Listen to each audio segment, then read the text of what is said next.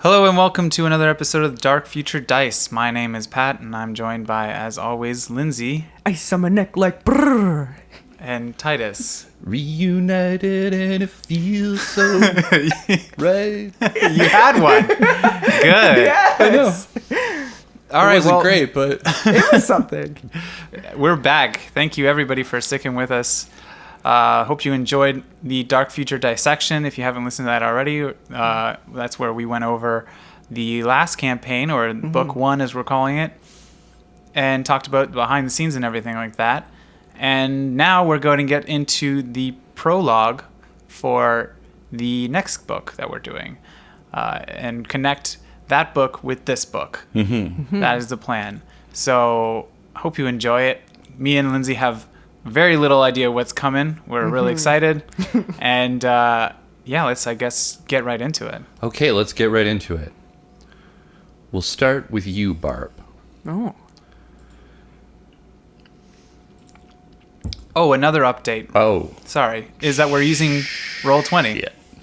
Oh, yeah.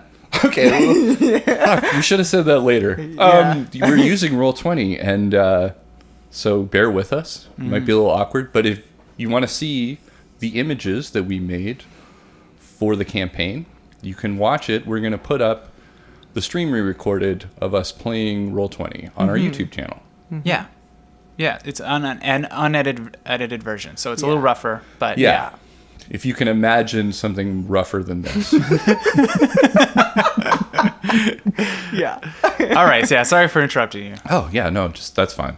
I wasn't about to Do any. do anything, like start a whole thing, but... Okay, all right. Serious faces on. All right, we'll start with you, Barb. You are on the deck of Chinwei's bar.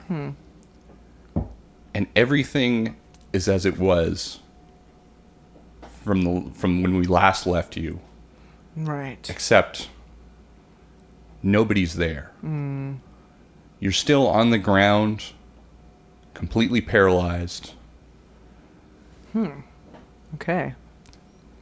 and all of a sudden, it feels as if one thought is being replaced by another memory, as it kind of glitches in, and you can feel the deck give way underneath you, and you begin to sink into a glitchy nothingness. Oh no.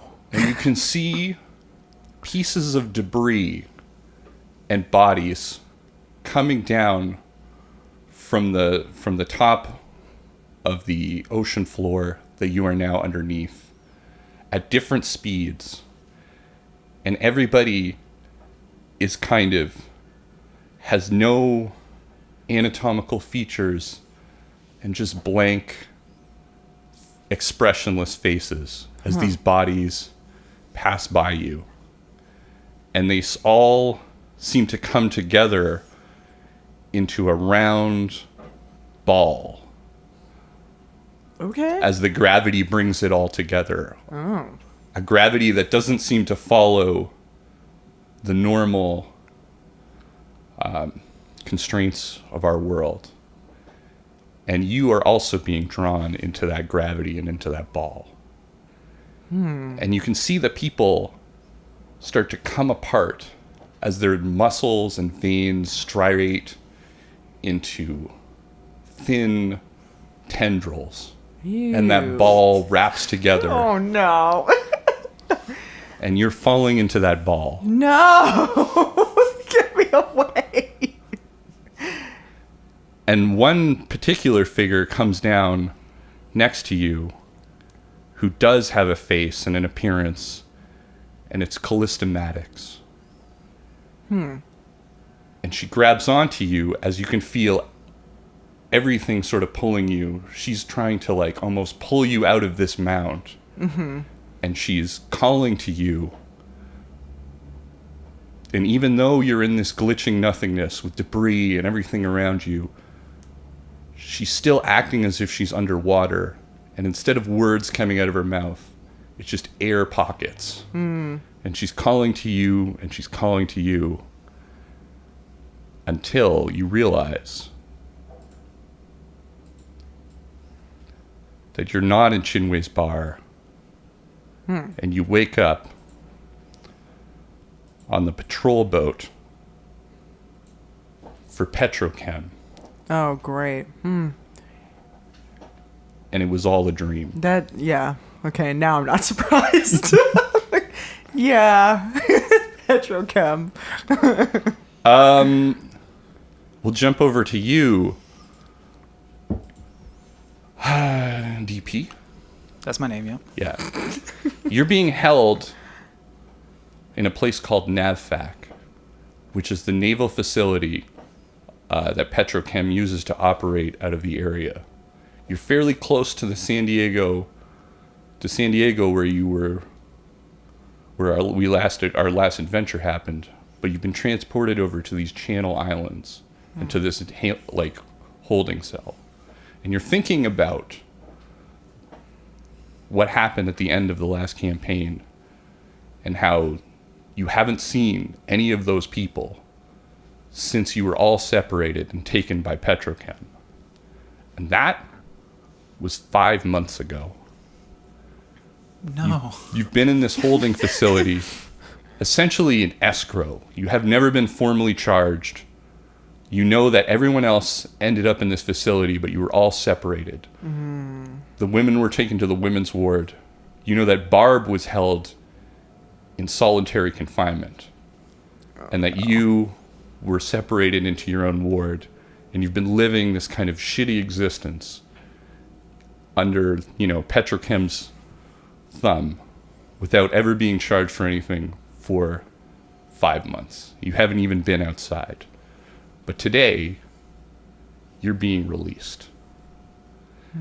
And you're sitting there in the waiting room in your prisoner's clothes, waiting for your name to be called. And someone's just calling out, Michaels, Roberto Michaels.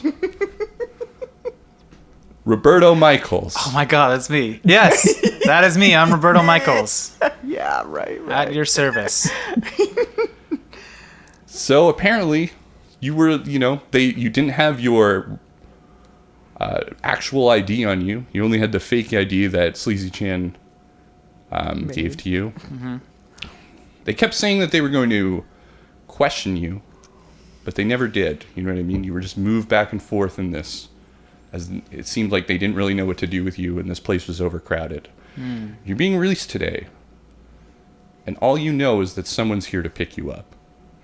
So you get in line, and the person hands you a box of your stuff. And most of it's missing. What's missing? Well, you don't have the weapon. Oh, my hand cannon. Oh, like you really used that. I did blow off a few heads with it, yes. Your clothes are still soaked in blood from 5 months ago, and Ew. that blood has become caked. They never washed it. Yeah. Your mirror shades are fine. Oh, thank God. The cell phone or any other electronics that you had were destroyed in the EMP blast. Even my goggles? Yeah. God damn it. I used those about 2 times. Yeah, I know. Okay. You made a sound What about for my it, too. my jacket's still... It's disgusting, like I said. But I got it, right? Yeah. Okay, well, that's good. All right. I'd say to them, like, where's my piece? Where's my gun? We confiscated it. Cool. So how do I fill out a form or something to get it back, or maybe A PetroChem soldier stands into line and is like, "Move it." Fine. What's your name, sir? Here we go. Okay. His name is Jeremy. Jeremy. I spent 5 months in this hole. I don't care. Yeah? Do you want to spend more time there? No. Then get out of here. All right. Good. He rolled a 10 on that persuade. I'm gonna go. Yeah. He didn't really, for the Right. listeners. I was just joking. But yeah, I'm going to go. All right, fine. Okay. But you know what? Take care of that gun, Still talking. asshole. And I walk out. we won't. We threw it away. Oh, what? Into the gun garbage? Just the regular garbage. Oh, that's not responsible. All right. All right. Okay, bye. I guess I get my stuff and I get out of there. Okay. You find your way to the parking lot, and you eventually see someone that you recognize, but it's a little unusual. It's a man named Benny Hanna. He works for the Syndicate, which is a criminal organization that was sort of way above yours. He is essentially like your boss's boss. Okay. Although not quite like a direct line, more that they worked under. You're sort of the gang that you belong to worked under the Syndicate, and Right. the Syndicate represented more of the legitimate side of things. Still corrupt, but they were the public face of things.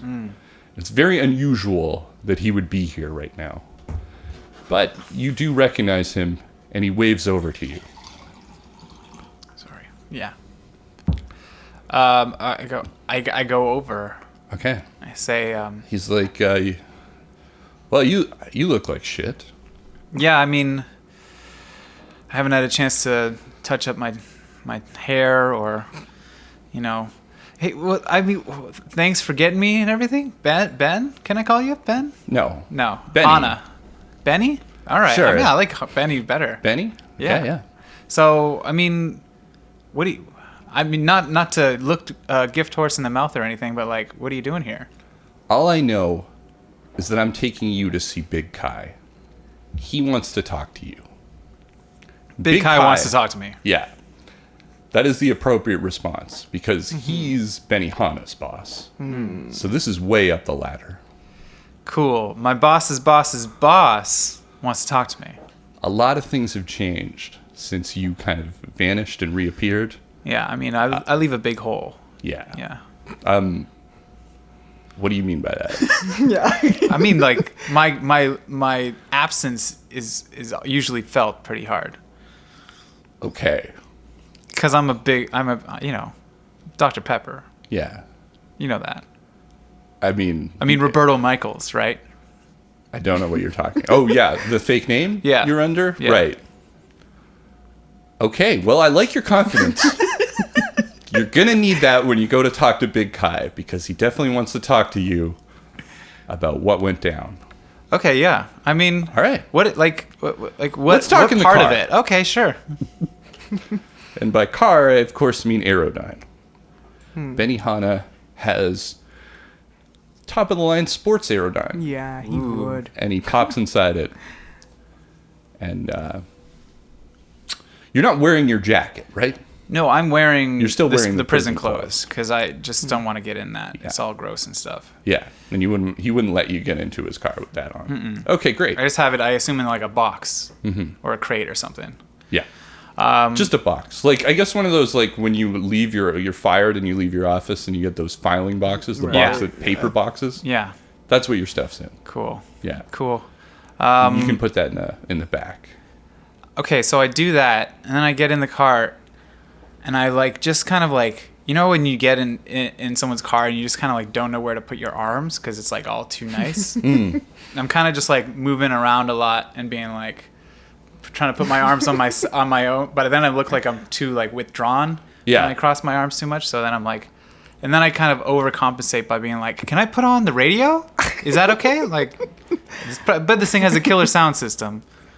We actually don't get many radio stations out here. Oh, okay, yeah. Well, what about Yeah. like, you got any cassettes in here or any tunes? Yeah, okay, sure. Sweet. What do you put on? I put on. He's got a large collection. He's got a large collection. Yeah, so you can kind of decide. We were talking about this earlier, Yeah, how I didn't earlier. really know. I couldn't imagine the music in this world. So what do you put on? I put on Stan, the Man Band, who is a one-man band, A one-man band. a one-man band. So But you're in your boss's aerotime on your way to meet his boss. but he does it in a cool way. Like he has keyboards. I've never seen a one-man band be done in a cool way. He has No. like digital keyboards strapped to his like chest. Oh. And then has like his shoes have like triggers in them that when you stomp it makes like drum sounds. Right. And then, Oh. so it's like digital one man It's band. like that, like- but it's still kind of novelty stuff. It's like body talk.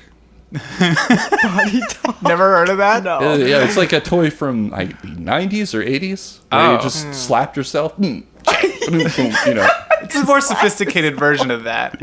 But Yeah, it is okay. it And is this a is novelty cool. thing. No, it's not. No. I just kind of saw it out of the mix of stuff and I was like he has kind of bad taste in music and I was just like, ugh, no, top 40, no. Right. And then I saw that one, I was just like, that seems weird. Let's put on that. Okay. I don't imagine this makes things more comfortable.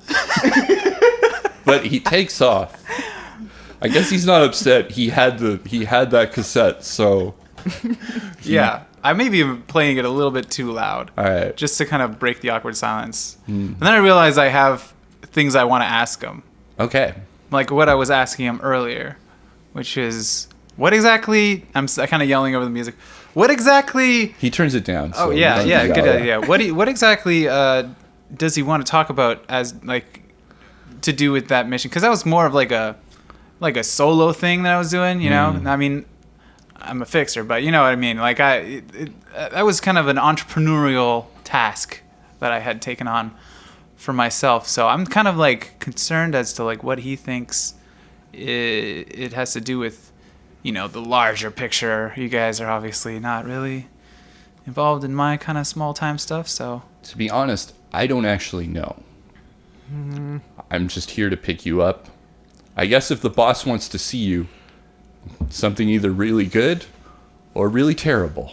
cool. And as you say this, you kind of get the Aerodyne leaves the kind of hangar, and the sky looks a lot clearer than you remember it.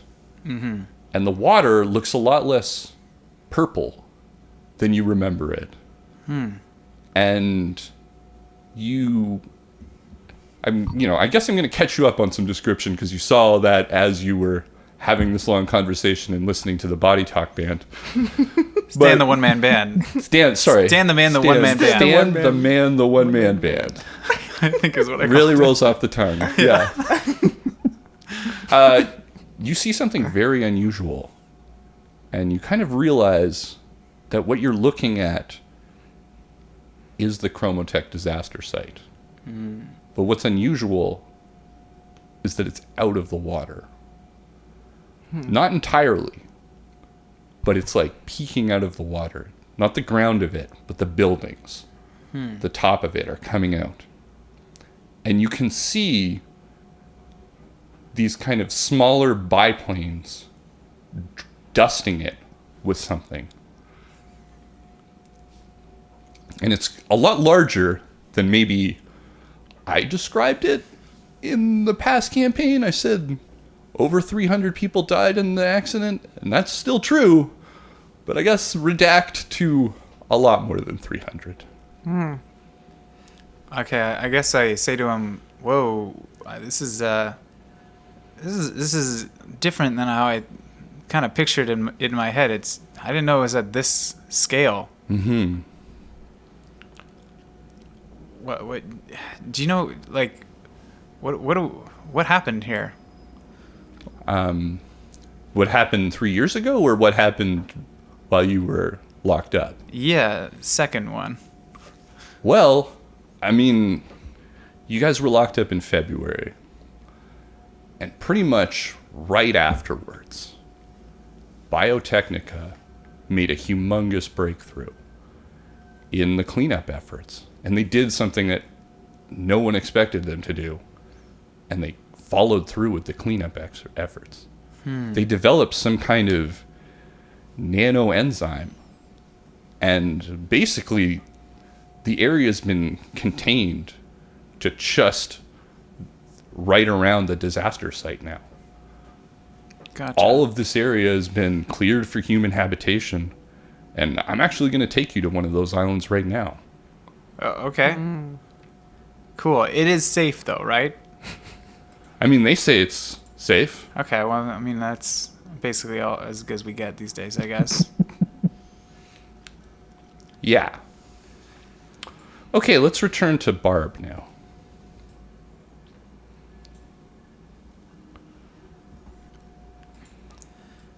Benny. Benny. Benny and the Jets. So, you are in the brig of this patrol vessel. It's smaller than the sort of fleet of the destroyers that PetroChem usually uses. But it's still about a 5-man vehicle and armed. And from what you understand, you were supposed to be released today. But they have gone rogue and have decided to trade you to Militech. Oh, no. Yeah. No. So one of the soldiers is telling the other one to get you ready for the exchange. And the other one's coming up to the brig now to collect you. But they do something unusual. They peel back the armor on their wrist, and you can see a very badly scarred wrist, but also the symbol of the storm tattoo that you've seen before on the Daughters of the Storm. And the guard motions to their helmet in a sort of where their face would be, as in, keep quiet about this. Okay. And they're going to let you out of the brig now. All right. And they give you a life vest, and you can see them take an extra submachine gun. Well, that's a bit much. Okay. And I should mention, all of your belongings have also been taken from you, except for the one thing that you fought tooth and nail to hold on to, your harmonica. My harmonica?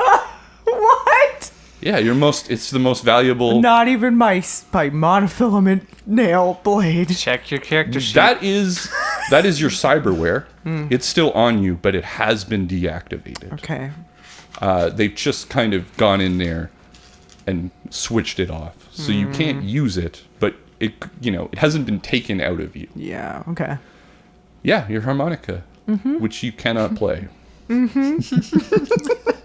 So I kind of imagine that, like, I mean, it's up to you, but I guess when I read that, what I imagined is that you kind of sat there in solitary confinement and just kind of, like, blew notes. No, you actually moved it around. I thought you were just, okay, you explore that.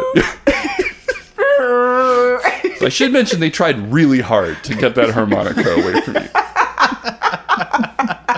No, if I'm going to be miserable, they're also going to be miserable. Okay, nice. Nice. So, this PetroChem soldier puts cuffs on you, but you can feel that they're incredibly loose. So they're just on you, but one quick pull, and they'll come right off. Yeah. And you're taken up to the deck to get ready for the exchange. And when you come up there, a bit of a scene is unfolding. Another PetroChem soldier has a megaphone and is shouting at a little tugboat that's kind of in the area blocking the way. And you're also very close to the ruins of the arcology, although they're kind of in the distance. And you're more right next to this kind of desolate, forgotten oil rig that hasn't been used. And I'm going to need you to roll your combat sense. Okay.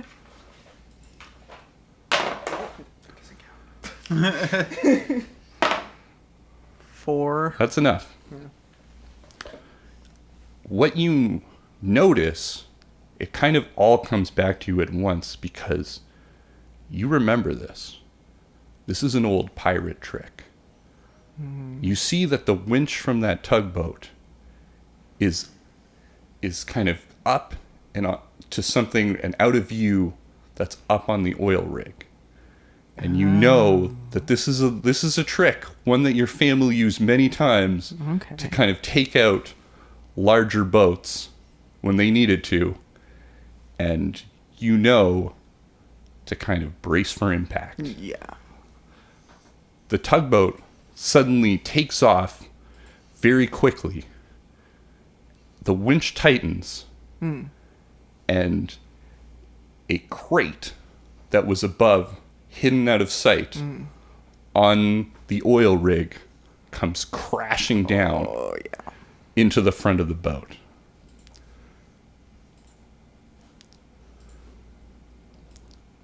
Foley work. Crash. Oh, man. Yes. And that kind of takes out the deck and the two crew members that were there. I see. At the back of the boat. The back. At the front of the boat. Or At the front of the boat. Yeah. You're at the back on this kind of raised deck. And you can see the deck below you, which is more just kind of, it's not like a full deck. It's more just like a bit of a raised platform. And you can see there is like a pontoon dinghy boat there. Yeah. One PetroChem soldier there. And then there's another one that's kind of on the side. Yeah.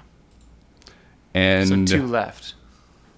Two that are To left my alive. left. two that are left alive. And you can feel the submachine gun being slipped into your hand by the PetroChem soldier that brought you up here. All right. And what do you do? I guess I go left. What are those, like, solar panels up there? I want to go to, like, the top level. So the top level has that crate on top of it. Oh, okay. Like So I can't go crushing there. down on it. Yeah. And that's actually a good point. I should have made you make a athletics roll, but you were fully prepared for it. So we'll say that you saw that one coming and you handled it fine. And so did the PetroChem soldier that was next to you, because they were also expecting it. But the other two were not. And anything at this point is a surprise attack. Yeah. Okay. So maybe I'll go around, like, down and behind the corner there on that, like, the next level. Like, behind the wall. Yeah. Okay. So Right. Then I guess would I be looking up at that soldier? Yes. Okay. Do they see me? Yes. Yeah, they see me. They see you, but they are distracted by the fact that this crate has come down and crushed two of their compatriots. Okay, I think I'm going to fire around at them. Just one, or are you going to unleash submachine gun fury? I kind of want to save ammo just in case. So maybe just one round for now. I have to be precise, though. So they are fully armored. One round may not do it. Okay, so maybe I'll just open Okay. all rounds. You say anything cool when you unload on him? Not really. I'm just kind of like, this is an opportunity I gonna didn't think take the I'd get, opportunity. so I'm not going to be an asshole about it. All right. I mean, they're shredded. Yeah, Yeah. I'd imagine. Okay. What'd she roll? A lot of damage. A lot of little rolls Shrapnel of damage. yeah. All over the body. And yeah. I didn't even make you roll because you're a +6 for surprise. Yeah. So Oh, okay. Already. point blank range. Yeah, it's going to do it. You're just filling that tiny little area. So the other PetroChem soldier, the one that was with you, moves to one of the manned machine guns and unloads on the other PetroChem soldier that is next to the pontoon boat. At the back of the boat. Yeah. At the back of the boat, at the Aft. Aft? Is Of that the what it's boat. That is called? correct, Yeah. yes. Oh. Good one. And that PetroChem soldier is even more paced because this is a full submachine gun. Yeah. Yeah. And you're out of combat.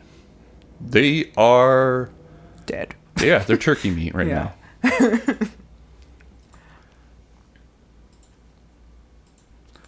But the boat is sinking. Right. Yeah. And that PetroChem soldier, the one that's alive, the one that helped you out, is moving to the boat. Yeah. Gonna move to that boat too, I think. Okay. You push the dinghy boat off of this thing. The PetroChem soldier drops a sort of satchel that they were carrying before you leave. And you drop into the water. And when you're adequately away, a thermite charge goes off on the satchel charge. And instead of, it's not really an explosion, it's like an incredible heated flame that just cuts through the aft of this ship. And the ship is just sinking that much more quickly. All right. It's Cool. intense. Yeah. I like it.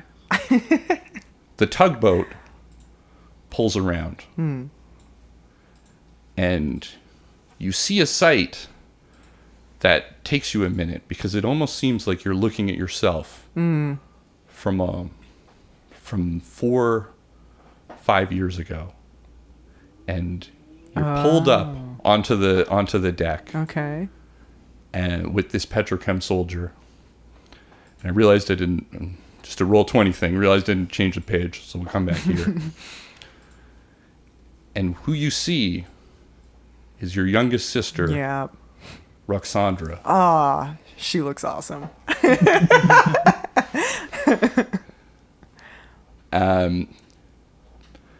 You haven't seen her in, we'll say, since you were her age now. So she was basically a kid the last time you saw her, and now Yeah. she's 16 years old. Cool. And also there is the man who raised you when your parents died in warfare, Uncle Grigor. Okay. An old stern man who doesn't say very much.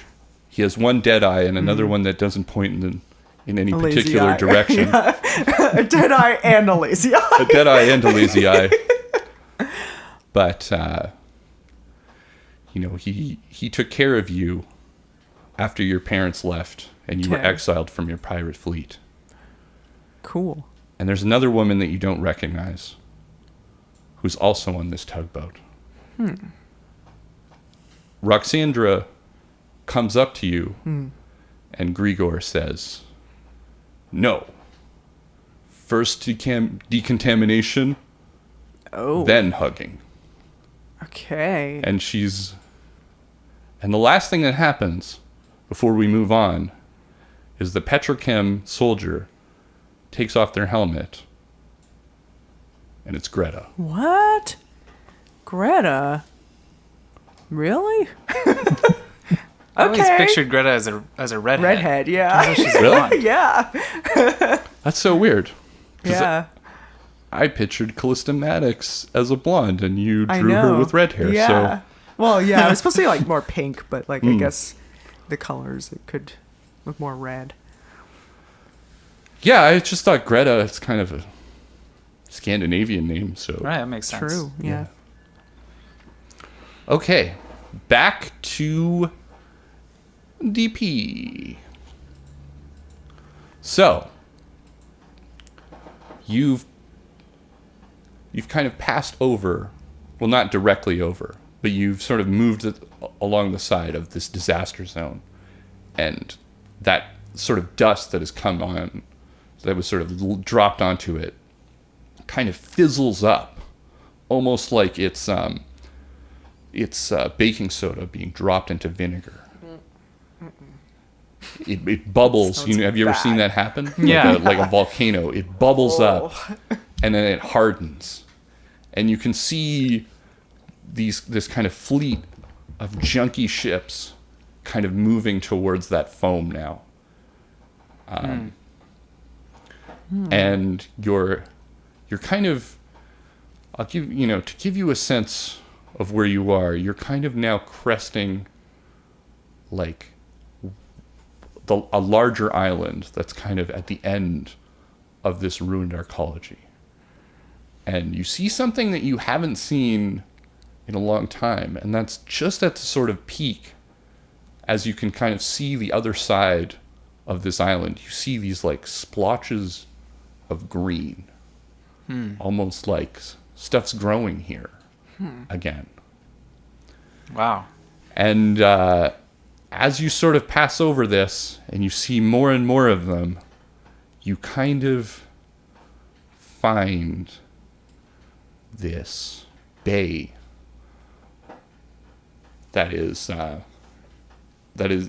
as the sort of like island comes down into sort of a flatter part and a sort of natural bay is created. And the Aerodyne is landing in the sort of more populous area of this bay city we'll call Avalon, so I don't have to keep coming up with, things for it. Although maybe you don't know that yet. Right. And you land into sort of Metropole, which is the area that is the most populous, and construction is all around you. It seems like this place has kind of two modes. It's either a sort of forgotten resort town that is in disrepair, or it's large buildings that are being erected and are only halfway up there, the sort of skeletons of these things. And there's cranes all around. This place is kind of being built as you land into it. Kind of like Toronto, where we live. Yeah, constantly. Constantly, but like... Sorry if you hear that, by the way. There's construction right outside. Yeah, really. I turn to Benny and I go, hey, Benny, where are we? This is Avalon, baby. Welcome to paradise. That's the pitch here. Cool. I mean, might need to work on the follow-through after the pitch. I mean, it's not me. That's what they say. Okay. Yeah. Pass it along, I What guess. would you suggest for that follow-through? I mean, having it look like paradise would be one. I appreciate that there's like green. I haven't seen that in a while. I know. What are you asking for exactly? I just not a construction site, I guess. Right. Well, basically. it's going to be paradise in a couple years. Oh, okay. Cool. Be cool to see it then, I guess. And you land on an Aerodyne platform in something that is kind of between those two structures that I mentioned. It has the facade of the sort of old resort town. But then the center of it's been hollowed out and it's been built up. So it's like a modern building that is kind of in the middle with a sort of old school facade. Yeah. And that is the hotel, the Old Metropole. And you are being taken to a room in the Old Metropole, room 213. And it's on the lower floor, and it still has a lot of that kind of old world charm. It's very ornate, doesn't really fit in with the kind of, IKEA aesthetics of the future. Right. There's still, it has a lot of restored pieces of old furniture. Like character. Kind of classy. Very classy. Something out of a different time. And there is, what you see is a sort of area where you could sit, coffee table. There's a data term, which is a kind of a newspaper that you can hold and read through, like a tablet, and a suit that's laid out. Ooh. Do I sense a roll? Oh, you can coming. smell it coming from a mile away. I thought you were getting excited because it was going to be like fancy DP. But No. you're excited because I have to roll my wardrobe. Somehow. Okay, great. He says, you want a drink? Yeah, sure. What do you got? Artificial bourbon, we'll say. Synth bourbon. Synth bourbon? Yeah. I'll have it on the rocks with a twist. That's how DP likes his bourbon. Well, I'll get you a glass and you can make that yourself. Sure. Not a bartender. I am above you in this criminal organization. I'm going to need to take you to take that like a lot more seriously. You know? Yeah, I mean, you offered somebody a drink. It's kind of right. You think that you're gonna get them the drink. It's fine. Right. Yeah, I'll go. Yeah, I'll get you a drink. Yeah. I'm not gonna cocktail this for you though. You know what I mean? I'm not gonna do a little Coyote Ugly dance for you. I'm gonna just I'll give you the drink. Okay. There's limes though, right? No. Well, then there's no twist. No. Okay. That's what I'm upset about. I mean, I'm a little. It's fine. No, it's fine. You're good. I mean, we're all good here. I don't know if we are. I mean, you know. Hey, Benny. Yeah. Look, I don't want to get off on the wrong foot here. Neither do I. So, I mean, it's just a manners thing. That's all. I mean, you say I'll get you a drink. It's just like I assume you're gonna get me the drink, and so it's kind of weird when you're like, yeah, I'll get you the drink, but I'm not your bartender. It's like, you know, right. What's this weird half step that we're in here right now? Well, I mean, it's like kind of like you come over to someone's house and they're like, "Can I get you something to eat?" And you're like, "Yeah, I'll have a fucking filet mignon." You know, like. Oh, you know what? Here's the thing. I'll give you what I have lying around. You know what I mean? But I'm not gonna bust out. I'm not gonna Anthony Bourdain this for you. You know what I mean? All right. Okay, let me come clean. Okay. Yeah. There is a tuxedo, there's a suit over there. Yeah. It's a fancy place. I felt like I gotta get some kind of persona going on and make myself fit into this. To be honest, I was compensating a little bit. All right, I'm sorry. Yeah, you know. I just want. Okay, I guess it's like people always have like a strong drink order, and I never have that. I just want to be the guy that has like his order. Can I come clean too? Sure. You know, I came to pick you up. I thought we could really hit it off, but you found the most fucking embarrassing cassette in my collection, started blasting it. I just, you know, like I really wanted this to feel cool, and it didn't. I know. I mean, and now we got to meet the boss, and I need you to like step it up for both of our sakes, and I want to work with you.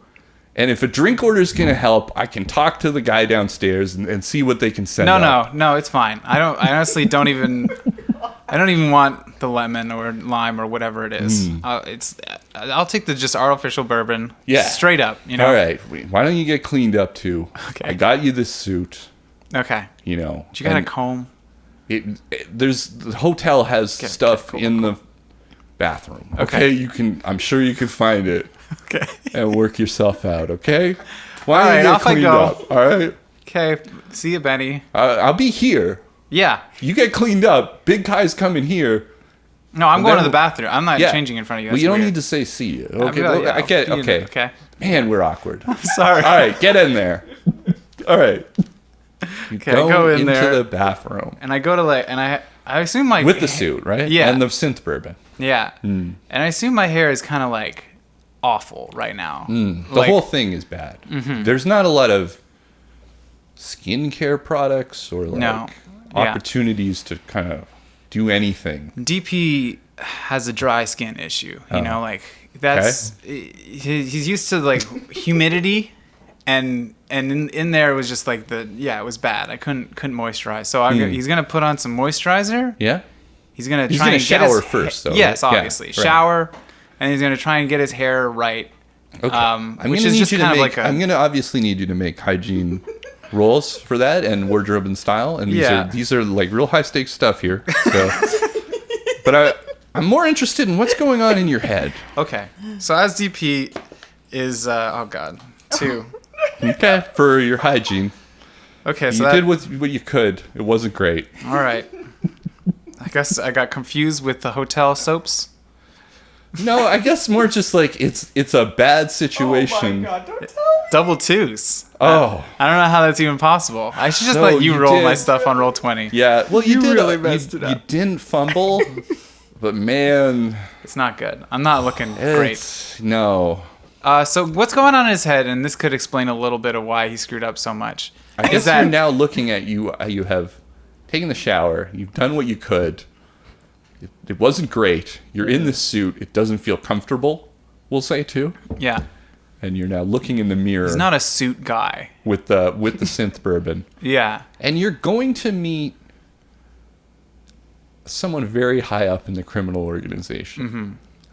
And I think here's the thing. What's going on in his head is that, like, he has dealt with these types in the past. Like he not on the level of Big Kai. No, but like mention. Big business types, people in government, like these. In his past, he had dealings with this kind of higher level, not like low level street gangs. Just to fill this in too, yeah, Big Kai may be considered a legitimate businessman now, but he got up there on a pile of bodies. Right. Yeah. Yeah. I guess for him, it's kind of, for DP, it's kind of arcing back to those times when he was younger and rolling with these types of people. And he kind of is trying to like fit back in that zone that he was in before, where he was maybe having a little bit more success with his charm, right, and all that kind of stuff. And he's just having a horrible time navigating that kind of headspace. He can't fit right back into it. He's been spent a lot of time with Barb and doing a lot of like kind of opened up a little stuff. more. Yeah. So maybe Barb is the one that brings. Well, I mean, there were some real emotions, I guess, that came out in the first campaign, and you were more used to hiding that, I guess. Yeah, and maybe having able to smooge a little bit and smooge. Yeah. He just went through a whole thing where all that went terribly, and he was not able to pull it together charm wise. So he's at a pretty low confidence right now, hence the like overcompensating, I guess, and also the like inability to clean himself properly, do his hair, and put on a suit. Okay, cool. All right, you exit out. I guess eventually you can't spend the whole day in the bathroom hiding, and after what feels like a fucking eternity of waiting around, Big Kai shows up. And he's flanked by a character who I didn't put into Roll20. That's okay. It's a real Big Kai's pretty impressive. I should have not. Yeah. Okay. Why don't you guys talk about Big Kai? Yeah, he's one ugly motherfucker. He's got big sunglasses. The biggest. I think he's got the biggest of all of you. Yeah. That's how you know he's the biggest guy in organized crime. He's got a kind of like a double chin thing going on, bald head, and kind of like his eyebrows like rest into that kind of like I'm angry. Yeah, face. angry all the time. Yeah, face. he has kind of like a latent intimidation where he doesn't need to like make an intimidation check. He just intimidates naturally. Yeah. Mm-hmm.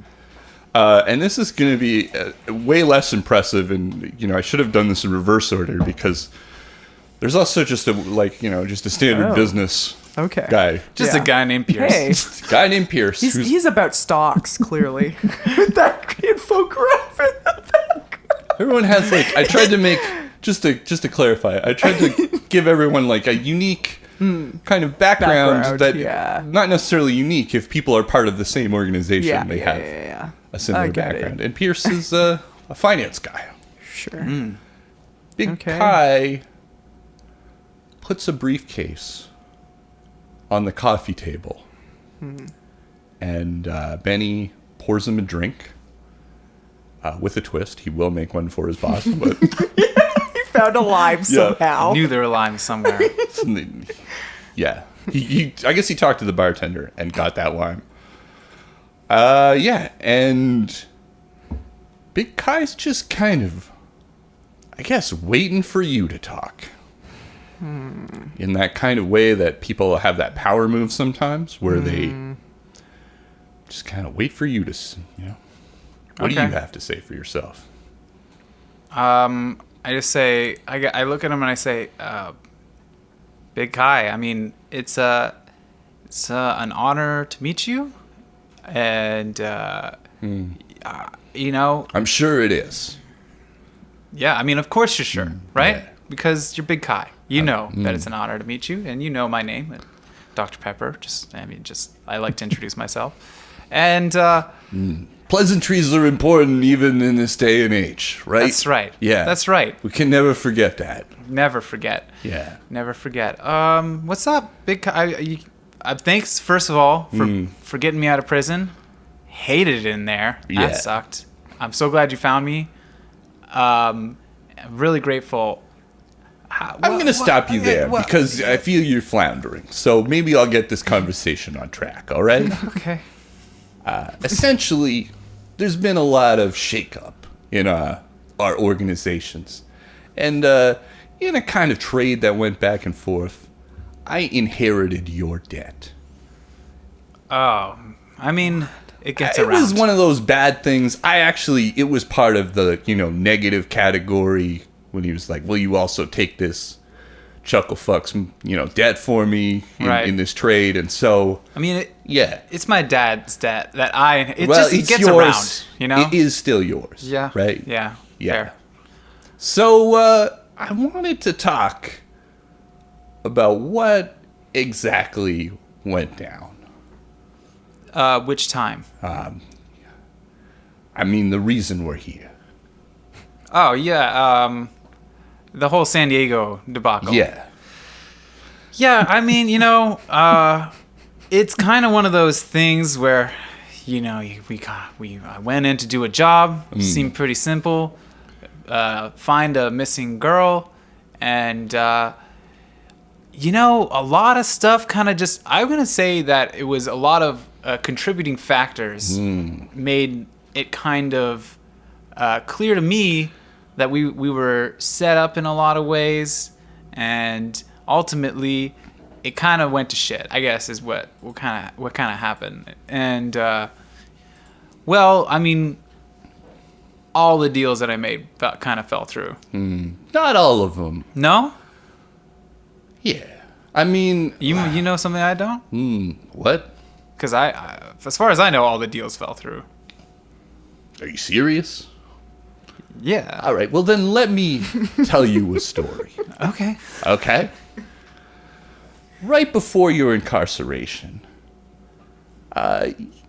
you, a 2-bit hustler with a mountain of debt and 1 foot in the grave, you become partner of a shell corporation. Some rinky-dink operation with no assets, nothing but paperwork and horseshit. A public company just sitting on the exchange with no investors. And Pierce hands you a paper. It's a stack of papers. And it's, your signature's on it. And it is the paperwork for being part. And you're listed as vice president of this corporation. And Okay. any questions before I continue? Not to him, because he's going to just keep talking, but you do have that paperwork in front of you. So does it say Dr. Pepper, vice president? Or does it say Keanu Maui, vice president? It says Keanu, quotes, Dr. Pepper Maui, Okay. vice president. Okay. What's the name of the company? I mean, so some of them do, right? Right. So there are several times that you need to sign this, right? And one time, it says the same thing, but it's Dr. Pepper. There was a minor spelling error on that time. Okay. What's the name of this company? Yeah. It's TLB Ltd. Limited, Import and Export. Okay. And there's someone else listed on it as president. So I look at it and I can't help but laugh. I try and contain it, but I just laugh a little bit. Right. And I was just and then I, kind of clear my throat and I just go, try and get real serious, put my serious face on. Right, but yeah. So he's continuing his story, Big Kai is. You vanish into the ether. You get locked up on that NAVFEC. And then Biotechnica announces this big breakthrough. The cleanup efforts are suddenly a huge success. And like a reverse fucking Atlantis, the Chromotech facility is raised from the ocean. And, you know, Biotechnica and PetroChem are spending billions of dollars on what to everyone else seems like some fruitless endeavor. But then all of a sudden, like magic, it's paying off. And a bevy of new products starts pouring out of these facilities. Yeah. Right here. In what they're now calling Arcadia. Yeah. Cool. And suddenly the asshole of the universe is the hottest market in the Pacific with population growing exponentially and the biggest corporations in a bidding war to get a piece of PetroChem's little corporate fucking nation state. Which brings me to the most unbelievable part of this story. Because somehow, and he opens that briefcase towards him, somehow that 2-bit hustler from the beginning of that story, his bullshit corporation, somehow from fucking corporate jail, this company gets bought up by another one, and he passes you the paperwork with another company that has bought up all of these funds all of a sudden, like the shares of this other company, and he gets his hands on a genuine shipping license for all of Arcadia. And he turns the briefcase around, and it is the Tanaka exec Salaryman X5. It is a briefcase with a cellular phone, a small personal computer, and a fax machine. What? Cool. And he says, "Welcome to the family. You're going to go far, kid. I got a great feeling about this." Probably. And we are going to move to Barb now, as you try to process all of that. Oh my god. So, sorry. Yeah, you can ask questions, I Ask guess, while I... questions now. Yeah. Did Big Kai buy my shady corporation? No. No, someone else, a public company did. So the we don't thing that know it yet. says, you have the paperwork in front of you, right?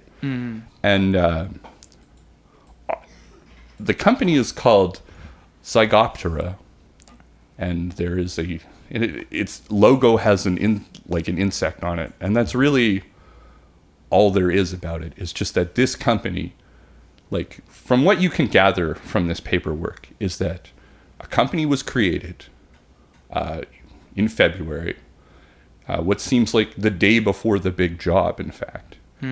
You were put on there as vice president. TLDR. TLB. TLB. LTD. LTD. Import-export. Right. Import, Yeah. export. You were put on as vice president on some paperwork that you do not remember signing. Yeah. Yeah. Classic. Classic. That company was fully exchanged on the stock market with absolutely no interest for what is basically 4 months. So it just sat there, Yeah, doing nothing. not selling stocks. Yeah.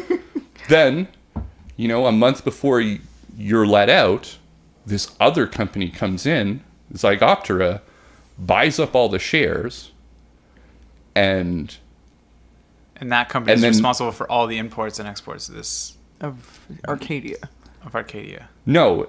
Oh. So essentially, we get into it a little bit more when we go back to your scene. But, Okay, well, don't worry about it. We'll come back to it then. well, I'll just explain briefly now, is that this area, because I maybe did a poor job of explaining it, it was bought up from the United States by PetroChem, and the exchange was based on the fact that the cleanup would occur.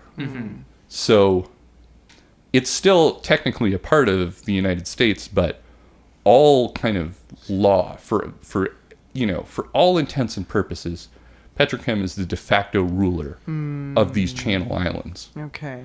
And with what you've heard in that story, with the cleanup effort and the sudden influx of these products yeah. through Biotechnica and PetroChem, that, you know, because when you, in your campaign, the cleanup effort was going nowhere. Yeah.